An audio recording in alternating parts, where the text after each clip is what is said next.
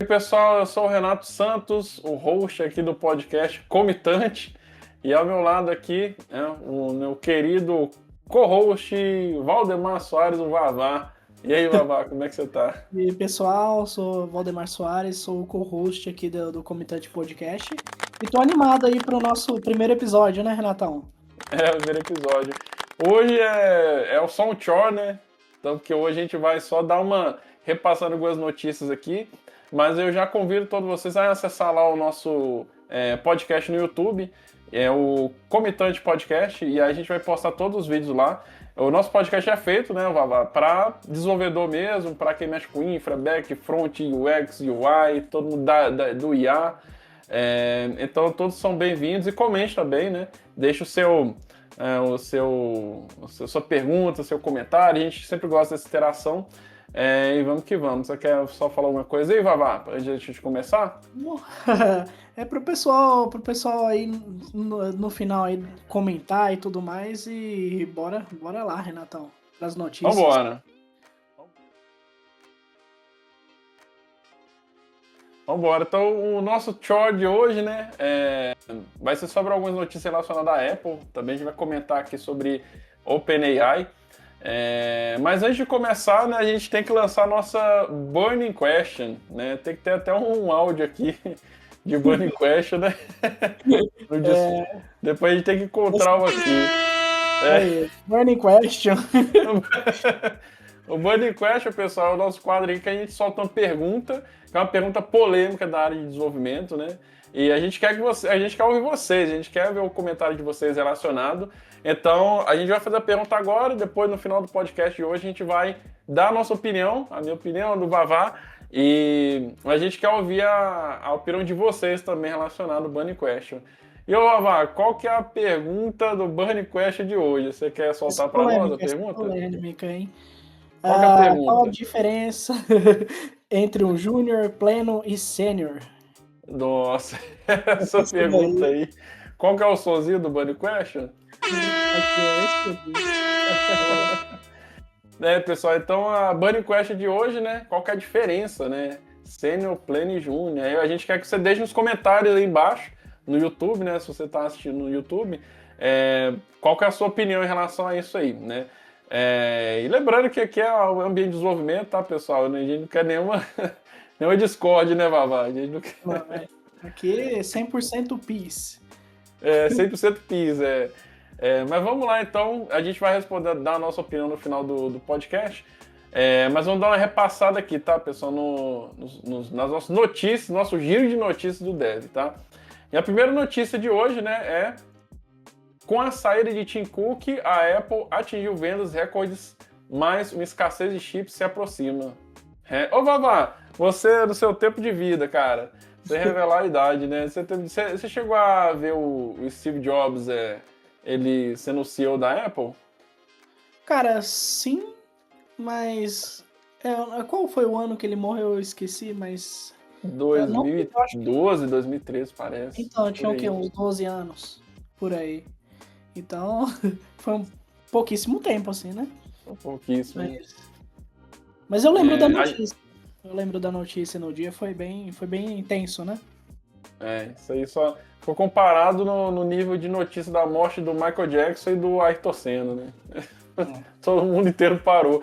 Mas a gente vai até depois trazer ao invés de ser um commit chore, né? Que vai ser o commit bio, doc, a gente vai ter que criar ainda sobre um documentário sobre o Steve Jobs. A gente comentando, né, na nossa área aqui, porque é bem interessante, sim. E nesse caso o Tim Cook, né, cara? O Tim Cook, ele entrou aí na Apple já tem muito tempo e vai ter um novo aí.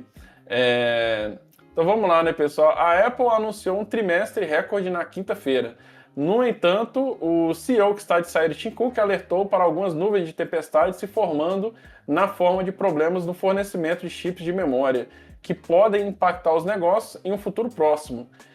Hoje, a Apple tem orgulho de anunciar o nosso melhor trimestre de março de sempre, com receitas de 111,2 mil milhões de dólares e um crescimento de 2 dígitos em todos os segmentos geográficos.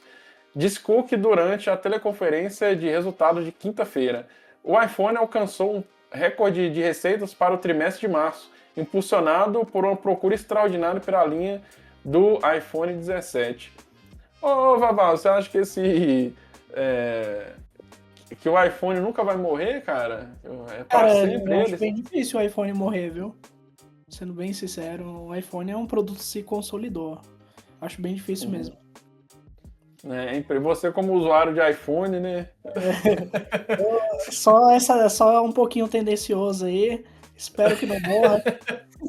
Só- Só um só- pouquinho. é só o melhor celular do planeta, É, né? só Mas isso.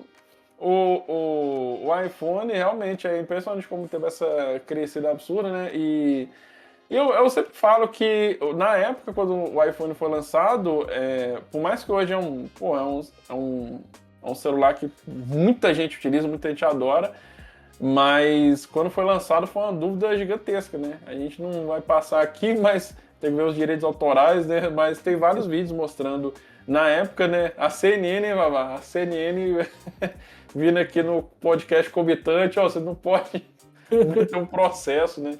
A gente não quer processo, não. Então, no caso da tela multitouch, né? Muita gente falava, não, nenhum usuário vai querer um celular sem teclado, né? Eu usei um celular com teclado, né? E na época realmente era absurdo.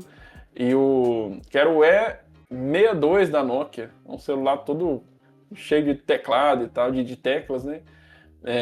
E hoje, nossa, não tem nem como comparar, né? Hoje a Nokia morreu e o iPhone tá aí. Ele E essa questão não a questão deixou do o chip. iPhone morrer. O Tim Cook manteve ali o iPhone, sempre, né, inovando. Então, cara, palmas pra ele ali. É, e essa questão dos chips, né, cara? Que eu acho que é todos os mercados, né? Ninguém vai conseguir jogar o GTA 6 aí porque não tem como, né? O chips tá complicado mesmo. Em um tom menos otimista, Cook relatou que a Apple gastou mais com chips de memória em março do que nos trimestres anteriores, embora os custos da empresa tenham sido compensados pela sua capacidade de vender o estoque acumulado. Mas alertou ele, a expectativa é de custos de memória significativamente mais altos em junho e nos meses seguintes, o que pode impactar cada vez mais os negócios. E por que, hein, Vavá? Porque o pessoal que caiu de paraquedas agora, por que o chip de memória tá tão caro? Fatores externos, tem muita coisa polêmica acontecendo no mundo. As RAMs, vocês podem olhar o preço das RAMs, comparar com 2, 3 anos atrás, tá um absurdo. DDR4 e tudo mais. E essa crise aí não tem um prazo ali para terminar não, viu? Então, uma escassez mesmo. O Cook tem razão, né? Em se Então preocupar. isso daí vai refletir o quê? Nos preços. Eu imagino, se ficar inviável, né, eles vão ter que aumentar o preço do produto. E isso daí pode impactar negativamente também, né? Vamos ver. Vai chegar o iPhone de 50 mil? Ó, Vai dependendo não. da situação, iPhone de 50 mil. O iPhone de 50 mil é puxado. Cook está se referindo ao que tem sido chamado de Ramageddon, né? Na verdade, eu acho pontuar o em Ramageddon. A tendência da indústria de IA de consumir chips de memória com ímpetos tão impressionantes que está causando escassez. Isso está elevando os preços de hardware. A Apple é principalmente uma empresa de hardware, então isso obviamente não é uma boa notícia para seus principais produtos. O impacto mais notável da escassez de chips do iPhone foi o aumento. Apesar dos fortes números de venda divulgados pela Apple na quinta-feira, já havia sido noticiado que o custo da memória quadruplicou, afetando os custos de produção dos aparelhos e colocando John Ternos, o futuro CEO da Apple, em uma posição invejável. Eu já vi vários keynotes da Apple, eu sempre achei esse cara muito, muito massa, cara, esse John Ternos aí. Eu acho que ele tem a cara mesmo, né? Eu achei que ia ser aquele. Eu esqueci o cara que tem cabelo branco, eu esqueci o nome dele. Achei que fosse ele, mas esse outro cara que também é bem presente nas keynotes da Apple, cara, muito importante aí. Vai segurar uma pedrada, né? Porque tem que é um engenheiro, continuar né? crescendo. Ele é o engenheiro da Apple, né? Bacana Uhum. demais. E esses caras são desenvolvedores, né? É legal isso, porque tem um vídeo, pessoal. Eu vou depois vou ver se eu coloco no link aí no YouTube. É um vídeo do pessoal da Apple mesmo, falando, dos diretores da Apple mesmo, falando, né, sobre desenvolvimento de software, como que eles utilizavam classes e os caras falando de orientação a objeto. É bem interessante mesmo, como os caras realmente entendem do que estão fazendo ali, né? Não é só um C-level meio aleatório, né? É bem interessante o tipo de conversa que eles têm. Uma possível consequência disso pode ser o aumento dos preços do iPhone pela Apple. Há um pouco menos de flexibilidade na cadeia de suprimentos no momento para obter mais peças, disse Cook a Reuters na quinta-feira. Ternos, que atuava como vice-presidente sênior de engenharia de hardware da Apple, participou de teleconferência de resultados de quinta-feira e elogiou Cook. Na minha opinião, tinha um dos maiores líderes empresariais de todos os tempos. Assumir o cargo de CEO é uma honra incrível e significa muito para mim ter a confiança dele, disse Ternos. E o que você acha dessa mudança aí, Vavá? O que você acha você acha que a Apple vai mudar? Vai ter lançamento mais top? Vai ficar a mesma coisa? Bom, cara, eu acho que vai continuar com a excelência que tem, né? O Steve Jobs que colocou, né, o Tim Cook dentro da Apple, e agora o Tim Cook tá passando agora o bastão para outro cara. Então eu creio que ele tem, assim, uma certa confiança e que vai continuar, né, fazendo um trabalho excelente. Aí o John Termo. Eu acho curioso porque o Steve Jobs, quando ele saiu da Apple, quando ele foi afastado, né, porque estava doente, e mesmo quando ele morreu, o Tim Cook ele chegou e muita gente ficou assim, muito em dúvida se ia haver mesmo uma mudança de estilo e tudo mais.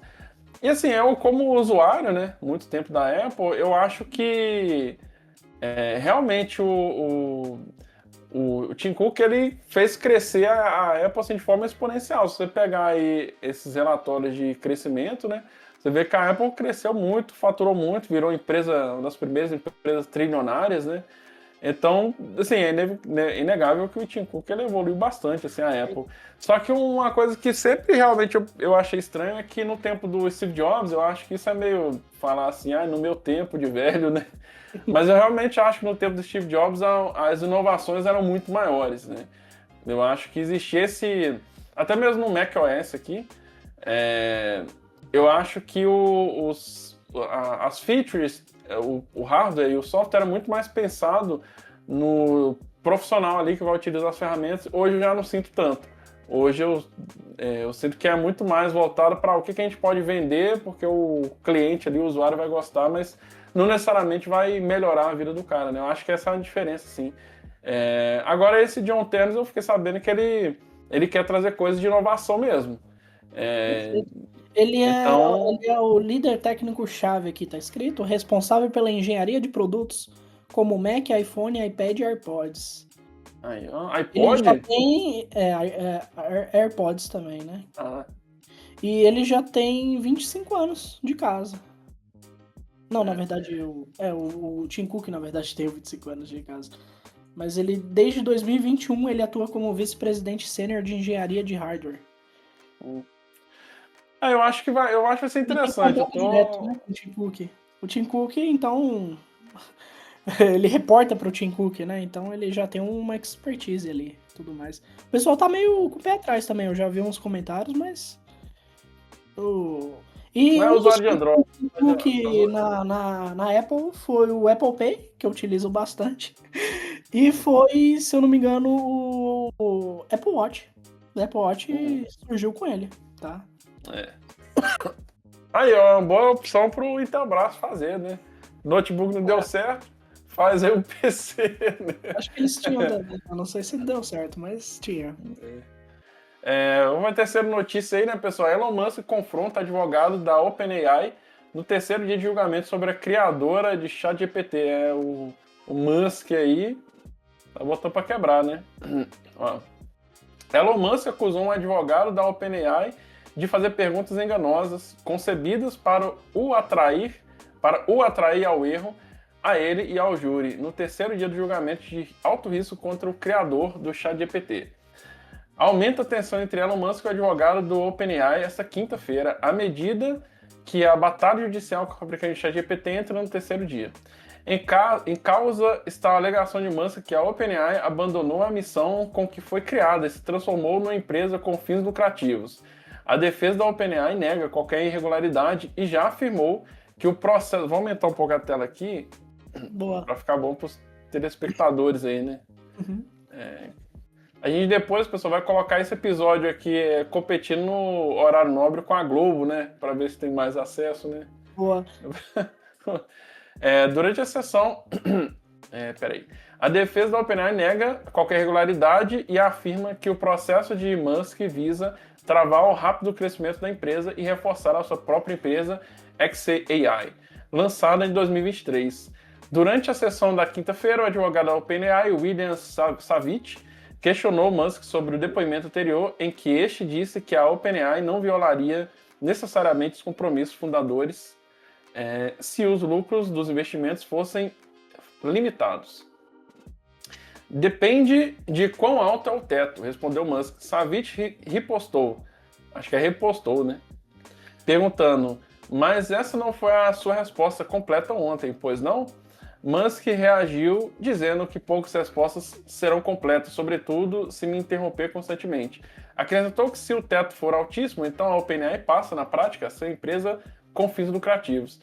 A juíza Ivone Gonzalez questionou também a equipe jurídica de Musk sobre o fato de que o multimilionário está agora a criar uma empresa no mesmo setor da OpenAI. O seu constituinte, apesar desses riscos, está a criar uma empresa exatamente na mesma área de ser advogado de Musk. Savitch perguntou ainda sobre as outras empresas que dirige, incluindo Tesla, SpaceX, Neuralink X, e se todas têm fins lucrativos. Musk respondeu que sim e afirmou que cada uma delas é socialmente benéfica. Então, na verdade, essa notícia aqui, ela fala um pouco sobre esse confronto aí que está tendo, né, cara, do Musk e a OpenAI, né? Que eu acho que não é novidade para ninguém, né? Que todas as empresas de tecnologia, elas em algum momento, elas começam a entrar em conflito com a outra, né? Sim, sim. E ele vive... A OpenAI, se eu não me engano, tem uma nota no site deles depois. Qualquer coisa você vai deixar na descrição. Mas rebatendo o Musk, tá? Então a OpenAI lançou uma nota ali pública no site, chamando o Musk de mentiroso e tudo mais. Tá uma batalha entre os dois aí. O Musk falando que a OpenAI deveria ser Closer AI. E... assim, por dinheiro, né? Por mercado, né? Porque esse mercado o céu é o limite, né? Uhum. Toda vez que eu leio OpenAI, eu lembro de OpenAPI. A questão das APIs, né? E eu acho assim que, da mesma forma que aconteceu com o Zuckerberg, né? Nesses julgamentos sobre a utilização dos dados do Meta, de captação e tudo mais, eu acho que está longe de acabar ainda, né? Porque essa discussão das empresas, elas estão... não está muito claro ainda o que você pode fazer com a IA, né? Com a inteligência artificial. Porque por mais que é uma tecnologia, aí a gente, por exemplo, pode ter gente que está assistindo aí que tem IA só como um prompt, né? IA como prompt. Tem uns que já pensam na IA como linguagem generativa, tem uns que já pensam como um agente, tem gente que já pensa como SaaS, que utiliza por trás de uma tecnologia. Então, assim, é tão grande aí do mercado e tão confuso ainda, não é confuso, mas está tão aberto ainda as possibilidades, né? Que ainda eu acho que essa discussão tá longe de acabar ainda. Aí essa troca de farpas aqui, né? Isso daí vai longe. Vai longe. Vai longe. A gente viu isso no TikTok também, né? Esse tipo de julgamento para saber o que ia acontecer. As empresas também ficam, né? Os próprios países, né? Ficam querendo saber quem é que vai ter esse controle, se vai ter, se não vai ter. Então, aí eu falo assim, esse não é um julgamento sobre os riscos de segurança da inteligência artificial, não um julgamento sobre se a IA prejudicou ou não a humanidade. Agora eu faço uma pergunta assim, porque ele até fala, o Musk foi o maior financiador individual do fabricante do ChatGPT na fase inicial, contribuiu com mais de 44 milhões de dólares para a então startup. Você acha que eu assisti esses dias do filme do Michael Jackson, né? E o Michael Jackson, ele fala, não lembro se foi no filme ou se foi no... Mas eu sei que numa entrevista ele fala que ele vê a música dele como... E o impacto que ele tem no trabalho dele é tão grande, tão gigante, que ele sentia a obrigação de ele fazer um bem para a humanidade com o trabalho dele, né? Ele impactar. É por isso que ele fez aquela música que ele gravou até no Rio de Janeiro, daí na Bahia, mostrando sobre a desigualdade social. E às vezes eu fico pensando assim, cara, o cara que era da música, né? Ele tinha essa consciência, e aí a gente vendo aqui o Musk falar sobre na contribuição da IA na sociedade, né? Você acha, Vavá, que, para dar uma finalização nesse assunto, nesse tópico aqui de IA, que ainda a gente vai trazer muito ainda sobre, né? Mas você acha que a tecnologia, as empresas de tecnologia, elas realmente, elas têm essa obrigação de trazer um bem para a humanidade? Você acha que tem essa responsabilidade? Você acha que deveria, não deveria? Ou você acha que, você acredita que é simplesmente a questão de negócios e não tem nada a ver com trazer bem para a humanidade e sim ganhar dinheiro? Ah, cara, eu acho que. Então, obrigação elas não têm, né? Mas uma empresa séria, assim, eu acredito que não queira prejudicar, né, a humanidade como um todo. E, cara, essa questão da IA, o Elon Musk ele toca muito na tecla do desemprego, né? Que a IA vai causar um desemprego em massa, que vamos precisar da renda básica universal, e ele toca nesses pontos e tudo mais. A gente não sabe, assim, o que vai acontecer nos próximos anos, se o que eles estão falando, assim, esse desespero, principalmente do Musk, vai de fato ocorrer. Eu queria até a sua opinião também, Renato. Você acha que isso daí vai ocorrer de fato? Eu vejo, assim, na minha opinião mesmo, é que não vai ocorrer isso daí, entendeu? Outros empregos, se acabar uns empregos, vão surgir outros e aí vai. Ah, Pede pros telespectadores respondendo a aí, sua ó, os pergunta nossos sobre as devs. empresas, cara, depende do tipo de empresa. Eu acho que depende muito de quem está liderando a empresa. Se é uma pessoa que quer ali, acima de tudo, realmente o lucro e tudo mais, ele pode não ver barreiras, né? Em prejudicar outras pessoas e tudo mais. Então, depende do caráter de quem tá liderando, né? Do capitão do barco, do navio. Então, isso daí vai de empresa para empresa. Entendi. Eu acredito que sim, cara. Eu acho que as empresas, nós, como desenvolvedores, a gente deveria ter essa. A gente fala tanto sobre como a tecnologia, né? A gente que Uhum. tem uma carreira na área de desenvolvimento de software, a gente tem um conhecimento tão absurdo e como que a gente só utiliza, na maioria das vezes, né, para ganhar dinheiro, né? A gente não melhora de fato, né, a vida das pessoas, né? Como a gente tem esse poder para melhorar, né? Então, eu realmente acredito que é por isso que eu quis tocar na questão do Michael Jackson, porque não tinha nada a ver com tecnologia. Mas mesmo assim, o cara cantando, ele tinha esse senso de que, não, realmente, cara, eu posso mudar aqui a sociedade com a minha música, né? E, sendo bem sincero, cara, as empresas assim de tecnologia, essas grandes, né? Elas conseguem, na minha opinião, elas têm um poder muito maior que o Michael para realmente transformar, né? Elas transformam a sociedade, mas sempre visando o lucro e não o bem-estar, né, da sociedade, assim. Claro, a gente tá generalizando, né? Porque tem muitos projetos interessantes aí, mas open source, mas normalmente é um indivíduo, né? Que faz o open source. As empresas grandes mesmo, elas não têm. Mas é interessante, depois a gente vê aí, né, se tem alguma empresa, além de liberar, sei lá, a Oracle, né, que libera servidor gratuito para aprender, mas é só para promover ali o serviço, né, mas é um tópico que a gente depois quer trazer mais também. Perfeito. Beleza.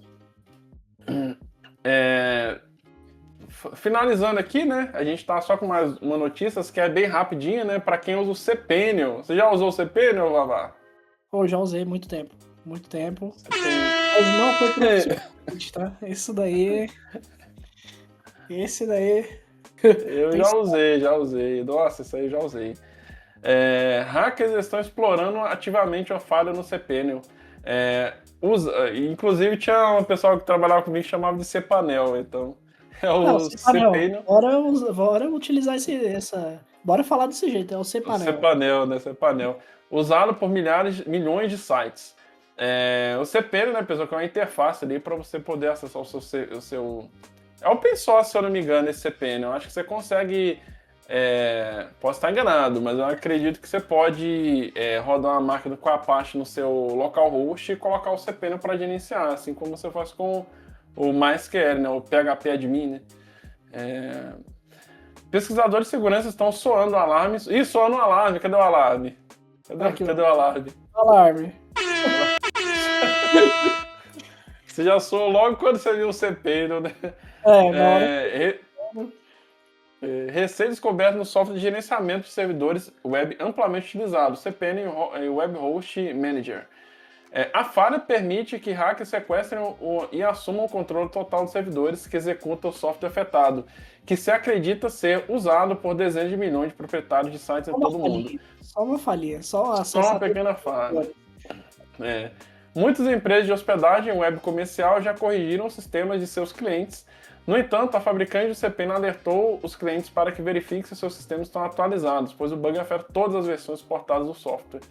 cPanel e WHM, que eu esqueci aqui, é o Web Host Manager, são dois pacotes de software usados para gerenciar servidores web que hospedam sites, gerenciam e-mails e lidam com configurações de bancos de dados importantes necessários para manter um domínio na internet. Esses dois pacotes têm acesso profundo aos servidores que gerenciam, permitindo que um hacker malicioso tenha acesso potencialmente irrestrito aos dados gerenciados pelo software afetado. Se eu não me engano, você consegue configurar o cPanel com várias roles e policies ali, quem gerencia. Mas realmente, se você deixar tudo aberto, o cara simplesmente ele consegue acessar o FTP do seu servidor. Então ele consegue realmente fazer um estrago ali, né? E todas as configurações, né? Você consegue inclusive acessar via SSH, né? Ter as configurações lá. A falha de segurança, oficialmente identificada como CVE 2026-41-9, permite que hackers maliciosos ignorem remotamente a tela de login para obter acesso total ao painel de administração do software. Dada a onipresença do software cPanel na indústria de hospedagem web, hackers poderiam comprometer um número potencialmente grande de sites que não corrigiram a vulnerabilidade. A Agência Nacional de Cibersegurança de Canadá afirmou em um comunicado que a falha de segurança poderia ser explorada para comprometer sites e servidores de hospedagem compartilhada, como as grandes empresas de hospedagem na web. A agência afirmou que a exploração é altamente provável e que é necessária uma ação imediata por parte dos clientes do cPanel ou de seus provedores de hospedagem na web para evitar acessos maliciosos. A Namecheap, gigante de hospedagem web que utiliza o cPanel para permitir que seus clientes gerenciem seus servidores, afirmou que bloqueou o acesso ao painel cPanel dos clientes após tomar conhecimento da falha, a fim de evitar sua exploração e ganhar tempo para corrigir os sistemas dos clientes. A HostGator, né, muito famosa, a HostGator também afirmou ter corrigido seus sistemas e considerar a falha uma exploração crítica de bypass de autenticação. Uma empresa de hospedagem web afirma ter encontrado evidência de que hackers vinham explorando a vulnerabilidade há meses, antes que as tentativas fossem descobertas. O CEO da NoHost, Daniel Persson, afirmou em uma publicação do Reddit que sua empresa detectou tentativas de explorar a vulnerabilidade já em 2023, de 23 de fevereiro. A empresa também informou que chegou a bloquear brevemente o acesso aos sistemas dos clientes antes de aplicar as correções. Segundo Persson, cerca de 30 servidores da NoHost apresentaram sinais de tentativa de acesso não autorizados. Dentre os milhares de computadores de sua rede, Persson comparou esse esforço e tentativa e afirmou não ter observado indícios de comprometimento ativo. A cPanel também informou ter implementado a correção de segurança para o HP, aí não sei se é o WordPress, né? O WordPress Squared, deve ser uma biblioteca, uma ferramenta similar para gerenciamento de sites é o WordPress. É o cPanel para o WordPress, né? Quando você utilizou o cPanel, você utilizou para mexer em servidor localhost? Como é que foi? Cara, foi. Na verdade, faz muito tempo. Foi para projetinhos mesmo. Eu criava uns servidores de joguinhos no meu próprio computador. Aí eu utilizava o cPanel também. Mas era pra brincar mesmo, não era nada profissional, não. Então faz muito tempo. Eu Isso nunca entre mexi uma. com nada do tipo, por exemplo. Hum. Não, mas como você manja muito de segurança, provavelmente você utilizava isso aí nas aulinhas de pré-primário, né? Enquanto os seus coleguinhas estavam aprendendo a somar, dividir, multiplicar, você já estava configurando o servidor no cPanel, né? É, Então, realmente. eu configurava uns servidores nos joguinhos aí, eu não quero falar o nome pra não dar problema, mas eu configurava e eu hospedava eles, tá? Eu hospedava via FTP e tudo mais, usava ali PHP-MyAdmin, Champ também, eu utilizei bastante. Hoje em dia eu nem sei, o pessoal usa Champ, vocês acham? Nem sei se o Você pessoal tá- Não, quem escreve nos comentários se você já usa. usa o Champ. Deve ter outras alternativas hoje em dia, né? Mas é Cara, isso. eu tenho um projeto no GitHub público que é o Champ rodando no Docker, né? Então você consegue rodar. Agora, instalar o Champ. Oh, perdão. Instalar o Champ do Docker. Rodar o PHP no Docker, né? Então acredito eu que quem usa o PHP só usa o Docker, né? Não usa. Acho que não usaria o Champ. Mas eu acho que também existem vários níveis, né? Claro que hoje o cara que vai. Igual você mexe muito com infraestrutura, o CPN obviamente não vai ser a ferramenta do cara, né? Uhum. Mas eu acredito sim, cara. Igual tá na matéria aqui, a quantidade de sites que estão. De sites que os caras hospedam e colocam o cPanel. E a realidade é que o cara que fez sei lá, o cara fez um sitezinho ali, chamou um web designer, né? Para poder fazer um site e publicou ali na internet. E aí o desenvolvedor ali fez, recebeu o dinheiro e foi embora. Nesse momento que o cPanel tá com vulnerabilidade, o cara tem que esperar o servidor resolver, né? Tem o que fazer, né? Sim, sim. Essa daí foi a bomba desses É a últimos bomba. dias. Para finalizar aqui, a última, um post, na verdade, tá, pessoal? Um post aqui sobre o impacto da Apple. Então a gente já chegou, passa umas notícias, a gente sempre também quer trazer aqui um post aqui que a gente acha interessante, escrito por nós mesmos, eu, Vavá. Sim, misto de back, front, infra, segurança, usabilidade, enfim, observabilidade. Talvez até assuntos relacionados à gestão também, né, de projetos, coisas da nossa área aí. É, então, um post aqui é interessante sobre o impacto do design da Apple, né? No front-end, tá? E a gente recebeu agora, teve atualização, né? Até o macOS teve atualização há poucos meses atrás do Liquid Glass, né? Que é a nova versão do UX, do UI na Apple. É, então vamos. Eu escolhi esse tema aqui, cara, porque eu acho que é muito interessante quando a gente vê o processo de uma tecnologia em evolução, né? Às vezes a gente pensa assim no Twitter, da forma que é hoje, e muita gente pensa, nossa, como é que não tem Ninguém pensou nisso antes, né, de montar esse projeto igual ao Twitter, né? Porque na realidade tudo em tecnologia é uma evolução, né? O Twitter começou com SMS, aí o cara tomou um prejuízo, né? Não deu certo, aí foi evoluindo, mensagens curtas e tal, e hoje em dia o Twitter o Twitter não, né? O X, né? É essa plataforma gigantesca, né? E aí eu acho interessante aqui sobre a questão da UI mesmo, tá?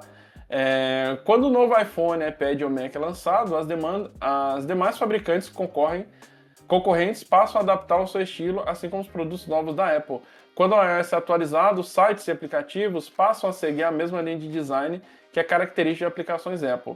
Não é de hoje que a Apple dita os rumos que o design de produtos e de softwares irá tomar. A Apple é uma das empresas de tecnologia que mais investe bem em marketing e publicidade e exerce um poder de influência inegável no gosto pessoal dos usuários ao redor do mundo. Se o produto é parecido com algum produto da Apple, o usuário fica feliz.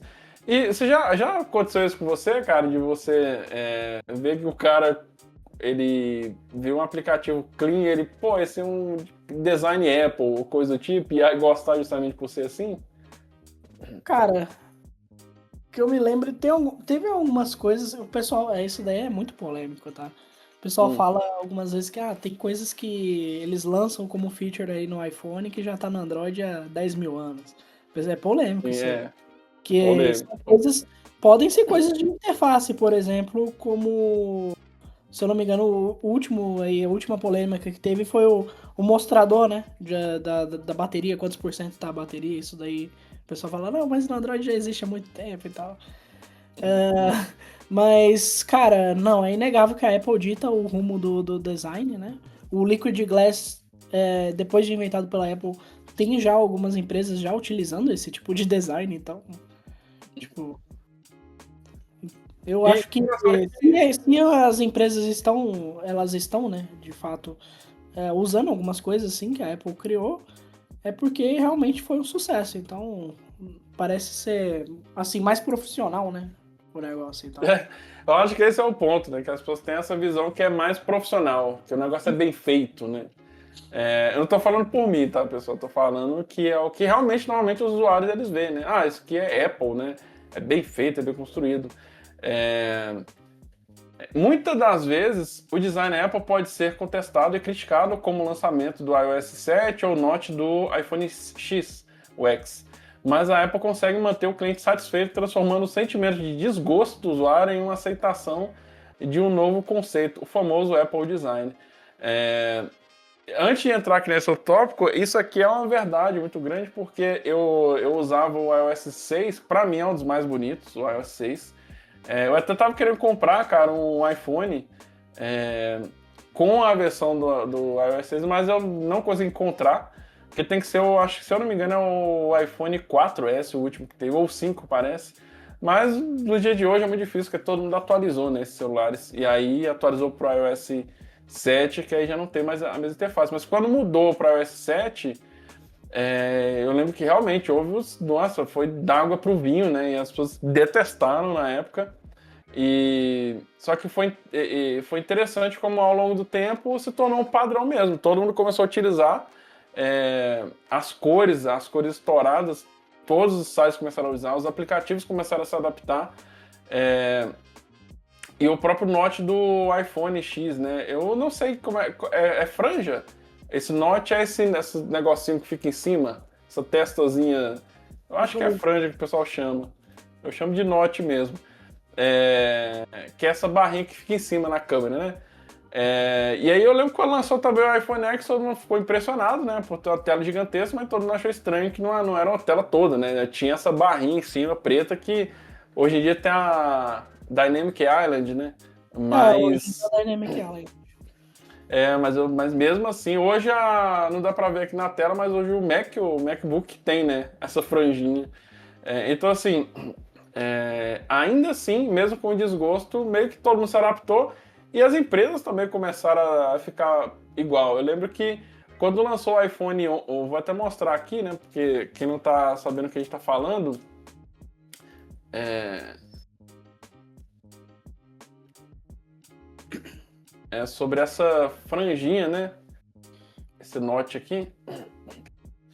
Eu lembro que quando lançou o iPhone, esse iPhone aqui, todo mundo reclamou, achou ruim e tudo, e falou, isso aqui não presta.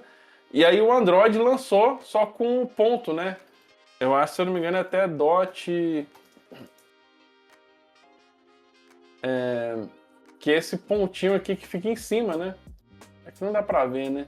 Aqui aí é o punch hole, né? Que é essa bolinha que fica em cima, alguns ficam no meio, alguns ficam no lado do outro lado. Aí eles tentaram colocar a câmerazinha aqui retrátil, né? Então, aí eu lembro que um celular lançou uma grande, assim, parecendo com o iPhone, e as pessoas gostaram, né? Porque era parecido com o iPhone. Então, mesmo algo que não é aceito de cara, assim, é muito criticado, os usuários ainda pegam aquilo como um padrão. É bem curioso. Inclusive, eu acho que vale a pena também pesquisar mais sobre esse lançamento, para quem é da área de UX e UI, né? Sobre o lançamento do iOS 7, né? Porque na realidade teve uma equipe lá que fez uns negócios que o pessoal não gostou muito na Apple, teve um conflito lá interno.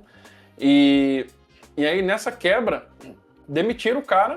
Ah, eu lembrei, era o mapa do iPhone. Quando lançaram o mapa do iPhone, o aplicativo, né? Ele tava todo bugado, né? E aí eu lembro que que o pessoal simplesmente não curtia muito. Aí teve um problema muito grande na Apple, eles foram demitir o pessoal, né, responsável, e aí falou, quer saber, agora eu vou mudar tudo, né? Aí não foi bem assim, né? É interessante pesquisar como é que é a história a fundo, mas aí colocaram o Johnny Ive, né, que é esse cara aqui embaixo, para fazer esse redesign, né, do que ele já queria, inclusive, fazer o redesign do iOS. E aí eles deram carta branca para ele fazer o que quisesse, né? E aí ele realmente remontou tudo, montou todo o iOS 7. Então não foi por acaso, assim, que eles trocaram, sabe?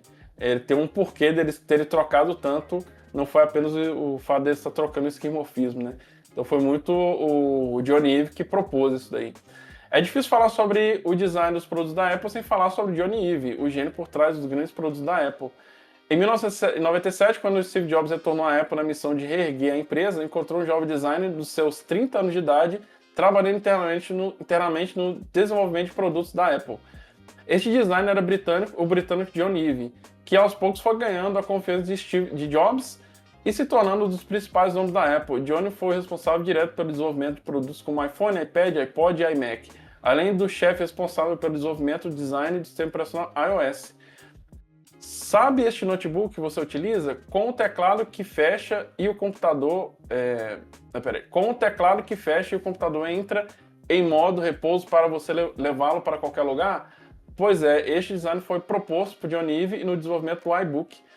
Sua criatividade e genialidade foi muito importante no desenvolvimento de produtos, e muitas das vezes Steve Jobs colocava o design de produtos acima dos requisitos de hardware, causando diversos conflitos internos entre equipes de engenheiros.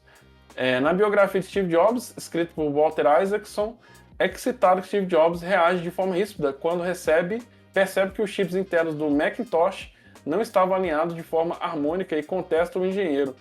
Eu quero que seja o mais bonito possível, mesmo que esteja dentro da caixa. Um grande marceneiro não usa sua madeira vagabunda para o fundo de um armário, mesmo que ninguém veja. O Steve Jobs, cara, o que você acha dessa postura do Jobs? Cara, o cara era barra pesada mesmo, viu? Realmente.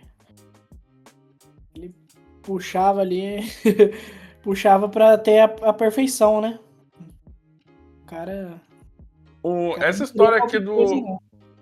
Essa história aqui voltando um pouquinho, é a história que o John Ive criou o notebook, eu não sabia até ler o livro, realmente, da biografia do Steve Jobs, né? Essa biografia aqui. E ele realmente, cara, o Steve Jobs, ele cobrava muito, né? Sobre você manter tudo organizado. Não é à toa que os produtos sempre foram muito caros da Apple. E aí ele sempre falava, cara, mas olha o nível de qualidade do meu produto aqui. E depois do livro, eu li esse livro do John Ive, né? A biografia dele. Cara, e eu super recomendo. Para quem vocês estão interessados em saber sobre produto, né? Design, desenvolvimento e a Apple em si. Esse cara é muito fera. Ele conta, né, que na faculdade mesmo, quando ele fez design de produto, a quantidade de produtos que ele foi fazendo, cara, ele criou o celular lá atrás, em forma de caneta. E aí ele mostrava como é que funcionava tem todo o esquema, assim, no livro mesmo, mostra o esquema assim, que ele montou. E era muito louco, porque não existia celular na época, né? O conceito de celular. E o cara criou isso lá atrás. Então a quantidade de produtos que ele criou é absurda. E agora, mais recente, né, ele foi convidado me fugiu o nome do cara da OpenAI. O Altman. Nossa, isso, O isso. Altman. O Altman foi convidado para fazer o chat GPT portátil, né? Não sei como é que eles vão chamar isso, que é um quadradinho, uma bolinha que você coloca no peito assim, vai falando e ele vai entendendo, né? Então o John Ive fez até um videozinho comercial mostrando, né? Que realmente o John Ive, ele já saiu da Apple, né? Porque ele quis montar a própria empresa, né, de design. E ele é simplesmente um dos caras que mais trabalhou lá na Apple, né? O cara entrou lá muitos, muitos anos atrás. E ele era muito querido pelo Steve Jobs, né? O Steve Jobs dava... Pelo menos é isso que conta, tanto no livro do John Ive quanto no livro do Steve Jobs, né? Que o Steve Jobs dava muita moral pro John Ive, cara. Muita moral mesmo. E essa coisa, né, de você colocar o produto ali em cima do hardware, né? Os caras falaram, não quero saber, eu quero que funcione. Depois a gente traz mais notícias interessantes desse livro os dois livros da biografia são muito bons, porque fala muito sobre desenvolvimento de software, né? De como que os caras desenvolveram o iPhone, o iOS, o iPad, enfim, é muito interessante. Em novembro de 2013, a internet parou para falar sobre o iOS 7, lançamento gigante do novo sistema operacional do iPhone e iPod Touch da época. O redesign do iOS foi profundamente substituindo o até então popular design Skeuomorphism para o flat design, né? Então dá para ver que é a diferença, né? Como é que tudo mudou. Inclusive, eu lembro que teve nessa época aqui, deve ter vídeo no YouTube, um cara mostrando como se faz todos esses ícones aqui usando o PowerPoint. Caraca. Se eu não me engano é o PowerPoint ou o Cara, Word. ficou bem mais clean, né? Na época, eu não sei, teve revolta do pessoal, esse visual mais clean. Demais. Demais. Caraca, Tá pra mim maluco. evoluiu, assim, sabe? Pra mim, na minha visão, esse daí é uma evolução, cara. É que hoje já estamos acostumados. Mas o da esquerda eu achei muito poluído, né? Se a gente compara agora com o da direita. O da Uhum. esquerda Porque mas é bonitinho, mas não deixa de ser bonito, né? aí o pessoal aí dos comentários vai responder, né? Qual que você prefere, né? É porque a maioria do pessoal que mexe com tecnologia hoje em dia é geração Z, né? A maioria nem usou essa versão aqui. A ideia teve um porquê, né? De ter essa interface desse estilo, né? É porque tudo, inclusive o computador, né? O PC, ele tinha... As pessoas não sabiam usar o computador, né? É uma coisa muito estranha, porque computador é uma tela preta, né? Coisa de hacker. Então, para você fazer com que o computador seja acessível para a dona de casa, você obrigatoriamente tinha que trazer esses conceitos de casa do mundo real, né, para o mundo virtual. E, por exemplo, o zip, né? O que o zip? O zip eu quero dizer o arquivo.zip, né? Um arquivo zipado. Por que ele tem aquele desenhozinho de um zipzinho, né? Porque realmente é quando você coloca aquelas pastas, né? A própria pasta, né? Por que tem aquele formato de pasta? Por causa do escritório, né? Aquelas são pastas de escritório, não são diretório. Porque se a gente chamar de diretório, ninguém ia saber o que é isso, né? Ah, acessa o diretório aí. Cara, como assim, cara? Agora, quando você fala, são pastas, e são documentos dentro de pasta, e o desenho todo bonitinho, as pessoas começavam a entender. O save, né, que é um disquetezinho, enfim, ícones de configuração, que é sempre uma chave de fenda, um negócio assim. Então, a gente sempre tinha esses conceitos para ensinar o cara a utilizar essas questões virtuais. E no celular não foi diferente, né? Por exemplo, particularmente, eu gosto mais dessa interface aqui, mas eu vou explicar o porquê, né? Quando você tinha a câmera, tá vendo? Que é um desenho de câmera mesmo aqui. Aqui, ó, é um negócio esquisito, um quadrado feio, eu acho feio, né? Hoje já mudou, né? O ícone é bem diferente no iOS 26, né? Mas aí aqui você tem a previsão do tempo, Hoje em parece dia uma é plaquete, parecido né? com o da esquerda, tá? O de Uhum, câmera. Não uhum. sei se vai dar pra ver, mas eu vou tentar mostrar aqui como é que tá. Aqui, ó. Tá vendo? Ah, tô vendo, tô vendo. É Dá pra ver. ele é parecido. É, Voltou. porque voltou, né, o que era antes, mas o de foto, era uma foto mesmo, né, do girassol. Então, e por que eu gostava mas realmente eu acho poluído. Hoje eu acho poluído isso aqui. E aí foi legal que nesse período aqui houve realmente essa mudança de todo mundo, a internet inteira ficou no design flat. Antes era tudo assim. Então quando você clicava aqui na nota, era realmente uma imagem, um bloco de notas mesmo que você usava. O newsstand aqui, que é o estante, né? Acho que era estante, esse de iBooks, ele realmente era uma prateleira, assim, né? Com um monte de livros. Mas o que eu gostava muito nesse aqui, primeiro, o Music, eu gostava muito do Music, mas o podcast, que nem tá aqui, nem tá aqui, mas o aplicativo de podcast eu sempre achei ele maravilhoso. Por quê? Quando você apertava nele, ele abria uma interface, eu vou até procurar aqui, como se fosse uma fita cassete. E aí, quando você dava o play no podcast, ficava a fita passando assim em tempo real. Cara, era muito show. Quer ver o iOS 6 podcast? Ah, aqui, ó. Deu para encontrar aqui. Aqui, ó. E aí, quando você dava o play... eu acho que não é esse não. Senão esse que é bem antigo. Eu me lembro dele um pouquinho mais moderninho. Mas era legal que era como se fosse isso aqui, ó. Ele ia passando a fitazinha, como se realmente você estivesse ouvindo um podcast de fita. Então, tinha os aplicativos eram feitos mais assim com qualidade bem diferente, sabe? Eu achava mais bonitas as interfaces também. O próprio aplicativo de música, ele tinha mais ícones para você poder utilizar. Então, mas realmente, quando migrou para cá, ficou tudo muito simples demais. O aplicativo de música já tirou um monte de ícone, um monte de funcionalidade, é tudo só dar play e pause, é coisa bem básica mesmo. E realmente houve essa mudança muito grande. Muitas pessoas, e aí com certeza, cara, todo mundo detestou isso aqui, ninguém gostou.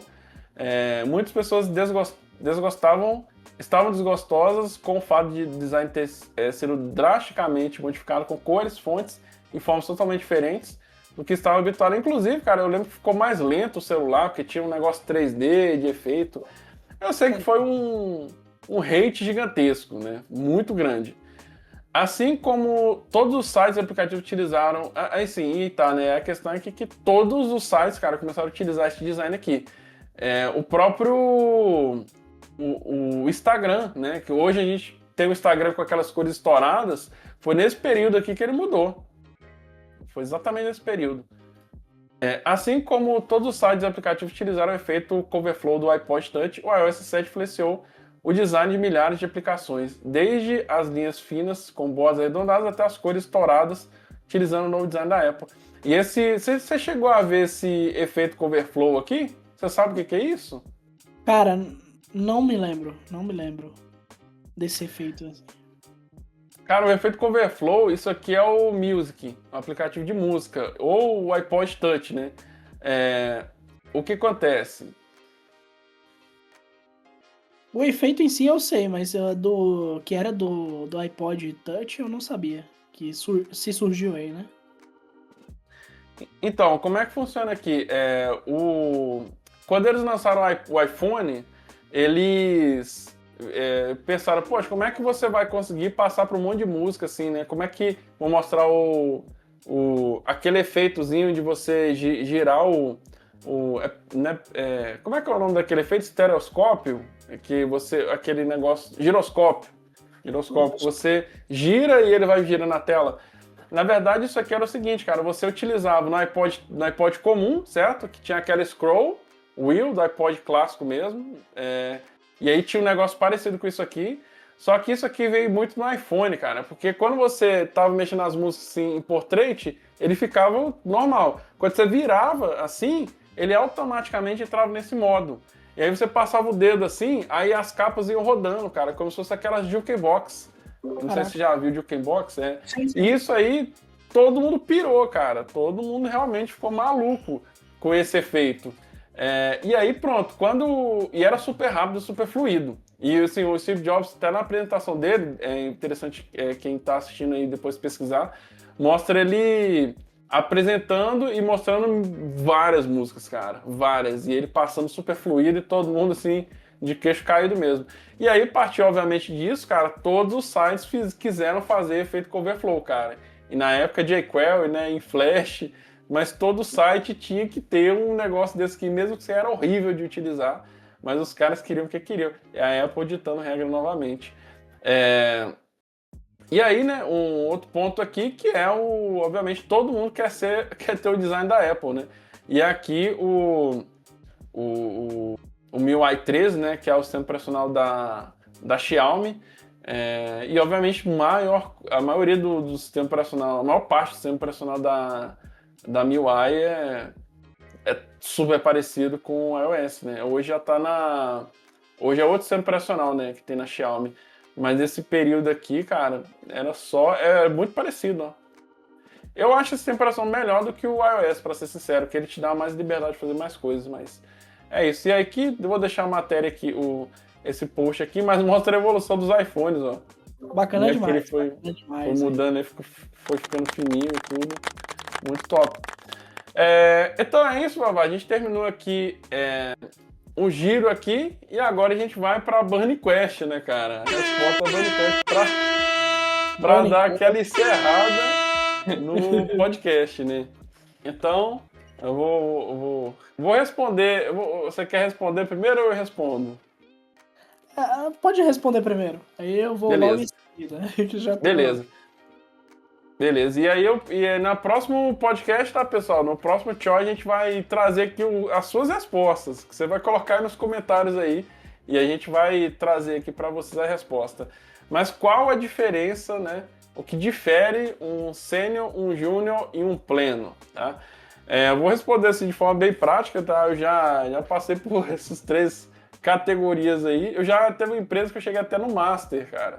Eu desenvolvi uma solução que eu fiquei Master lá. A realidade é que eu vejo é que depende muito da empresa. Eu vejo essas nomenclaturas mais como uma forma da empresa ela conseguir identificar dentro da organização qual a diferença de um colaborador para o outro, principalmente com carga, com o grau de salário, né, de cada um range ali de salário. Mas eu já vi, por exemplo, no mercado mesmo, né, trabalhando, eu já vi tanto sênior que tinha 2 anos mexendo com React, por exemplo, e já sendo contratado como sênior, e já vi júnior de 3 anos trabalhando. Já vi pleno com 6 anos desenvolvendo e o cara é pleno. E o cara saía e ia para outra empresa como júnior, aí o cara saía da júnior e ia para a empresa como sênior. Então, assim, aí o cara ficava como software engineer 1, 2, 3. Então, assim, eu tenho essa nomenclatura. Qual que é a diferença? Depende da empresa. Depende da empresa. Tem empresa que vai te cobrar muito mais por ser júnior, sendo júnior, né? E tem empresa que vai cobrar um outro, vai considerar você sênior pela idade, por exemplo, pelo tempo que você desenvolve lá dentro. Ou pode ser que você seja júnior, porque você pode conhecer muito de tecnologia, mas daquela específica ali que você atua nessa empresa, não é suficiente para, né, os olhos da empresa, você tá no cargo acima. E também varia muito de salário, faixa salarial, né? Então, tem empresa que vai pagar muito para um júnior, que talvez vai pagar o mesmo do júnior para um pleno em outra empresa, né? Então, depende muito. Então, a minha resposta é essa. Depende da empresa e acho que não é interessante ficar... Eu, particularmente, não me apego muito a essas nomenclaturas, porque varia muito de empresa para empresa, então Então, da não faz época muito que tu era sentido. webmaster, né? Sim, Todo sim. webmaster. Sim, a minha Eu concordo nomenclatura... com você, mas então, essa questão de nomenclatura, sim, varia de empresa para empresa. Tem umas outras nomenclaturas que várias empresas no Brasil nem adotam. Tipo, hoje em dia tem staff, tem principal, tem várias outras. Mas de júnior, pleno e sênior, cara, se for falar da experiência do cara mesmo tipo utilizando uma ferramenta ou algo do tipo, eu acredito que o júnior ele precisa de mais direção, tá? O pleno, ele já consegue andar sozinho, ele já não precisa de mais, assim, tanta atenção que nem um júnior dentro da empresa. E o sênior, cara, ele tem que, tem que ser ali o herói, ele tem que, além de andar sozinho, obviamente, né, que ele já passou pelo cargo de pleno, ele guia os outros e também pensa no sistema como um todo. Então, o sênior, ele cuida mais dos outros, do time como um todo, ele puxa o time para frente. O pleno ali e o júnior, ele já conseguem fazer, né, as atribuições, mas estão no caminho também. E é basicamente isso. Eu acho que. Eu não sei se você concorda, Renatão, mas eu tenho essa visão, assim, que o cara, quando ele já é sênior, ele já consegue empurrar o time mesmo. Então, Não que o eu... pleno e o júnior eles não consigam, né? Muito pelo contrário. Tem muito pleno aí que. Tem muita gente que tá atuando como pleno, mas já, já carrega, né, o time também, então. Eu vejo assim, eu respondo mais como que o mercado vê. Por mais que eu vejo que varia muito para a empresa, então assim, é muito difícil falar é isso, isso, isso, mas eu considero igual você também, né? Eu acho que essa é uma definição meio padrão, que o júnior ele realmente é aquele cara que precisa de ajuda, o pleno é aquele cara que caminha e ele sabe fazer muito bem ali, já tem experiência, sabe resolver os problemas. E E o cara que é sênior é aquele que não só ele sabe, mas ele ajuda também, ele consegue ensinar, né? Só que hoje... de empresa para empresa. Então... Uhum. Só que hoje em dia, eu acho que essa nomenclatura fica meio assim, sabe? Essa nomenclatura não. Essa definição, né, de que o júnior ele tá aprendendo, o pleno sabe e o sênior ensina, acho que é meio defasado por causa da IA, sabe? Eu acho que hoje em dia, por exemplo, muitas das vezes o cara ele tem muitos anos de experiência numa área, mas ou ele não tem aptidão para ensinar, porque eu já conheci muito cara assim, cara, que era muito fera para desenvolver, mas ele não sabia ensinar. Ele não tinha aptidão. Mas ele era absurdo, sabe, de profissional. E também, cara, o cara, muito se fala aí de... Eu já liderei muito time, né? Então, assim, muito se fala que o cara, quando lidera um time, ele é o que menos sabe, né? Porque ele fala que ele tem que liderar um range muito grande de tecnologias, mas o foco ali é ajudar as pessoas a tirar o melhor delas, né? Não necessariamente que ele vai saber tudo de todas as tecnologias, né? Então, por isso que... Por quê? Porque hoje os times são muito maiores, né? São muitas áreas, né? Então, acho que essa definição que as pessoas têm de que o sênior vai ensinar, acho que funcionava mais antes quando tinha menos profissões, assim, sabe? E menos times. Agora, do tamanho, eu acho muito complicado. E você acha que a IA, cara, mudou isso? Você acha que a IA chegando nessa... isso daí E a IA? é outro assunto, mas... Tem que ser um outro burning question, né? Porque eu acredito que, tipo, os principais problemas não são relacionados a código em si. Isso daí a gente vai discutir sobre isso ainda. Mas a IA, cara, otimizou bastante a geração de códigos e tudo mais.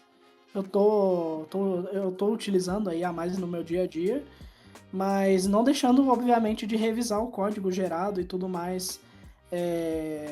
Hoje em dia a IA consegue resolver alguns problemas, sim. Então, a gente otimiza bastante, pode encurtar o caminho de uma pessoa, assim, para ela se tornar um sênior, por exemplo, porque ela vai estar mais preocupada com outras questões, né? Além do crudizão básico. Uhum. E a IA diminuiu ou aumentou a quantidade de trabalho? Cara, de revisão aumentou, viu? De revisão aumentou. Mas... Quando o cara fala assim, nossa, a IA diminuiu demais o meu trabalho, com certeza não é desenvolvedor, né? Não. Com certeza tá falando só do prompt, né? Só de escrever prompt. Cartão corporativo das empresas que segurem.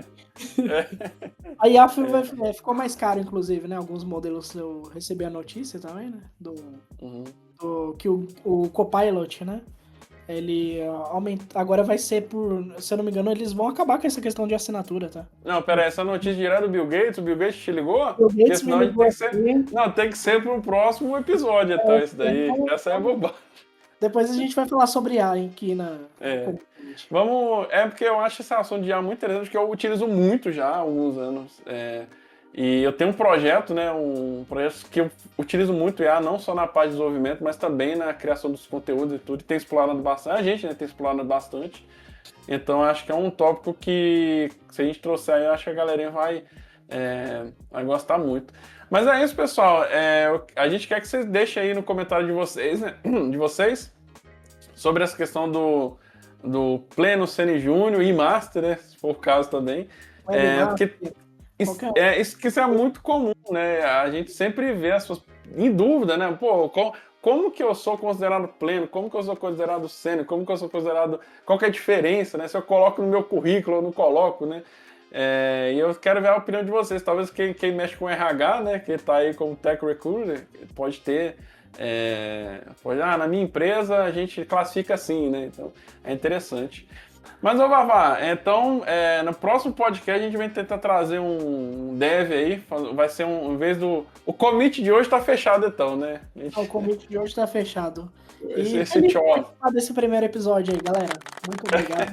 É isso mesmo. Então, assim, o tchau de hoje tá feito, a gente quer trazer um próximo agora, um dev aí, uma entrevistazinha, que é legal trazer também que trabalha na área, né? Gente como a gente, vamos dizer, né? Gente, eu queria só agradecer também, agradecer a oportunidade aí, né? O Vavá, o tempo dele é corrido, o meu também. A gente está constantemente trabalhando, né? Trabalhando para desenvolver muitas coisas legais e aprendendo. A gente nunca para de estudar. Depois a gente vai trazer o que a gente está estudando agora, né, Vavá? O que eu estou estudando, o que você está estudando. Perfeito. E a gente quer que você deixe nos comentários o que vocês gostariam de. Né? Comenta sobre o episódio de hoje, né? Sobre as notícias que a gente trouxe, sobre as perguntas que a gente fez, que a gente quer ler, quer acompanhar aí o comentário de vocês. E eu agradeço aí o convite de hoje aí, os nossos patrocinadores, que é 0 patrocinadores, né? Por enquanto. 3 notícias da Apple, hein? Pode falar, hein? Pode falar. Apple, É, não, nós. a Apple depois a gente vai dar moral pro novo CEO, né? Ele vai entrar em contato com a gente aqui. Mas o pessoal, eu queria agradecer então, né, a oportunidade. Comentem, compartilhem o podcast para a gente continuar crescendo nossa comunidade. E, né, o Valdemar, você despedir do pessoal. Não, é basicamente isso mesmo, galera. Muito obrigado e deixa aí os comentários, que nem o Renatão falou. A Burning Question, pra gente discutir também os comentários e tudo mais que vocês deixarem. E muito obrigado aí a todos. Então é isso aí, pessoal. Falou, um abraço, até a próxima. Tchau.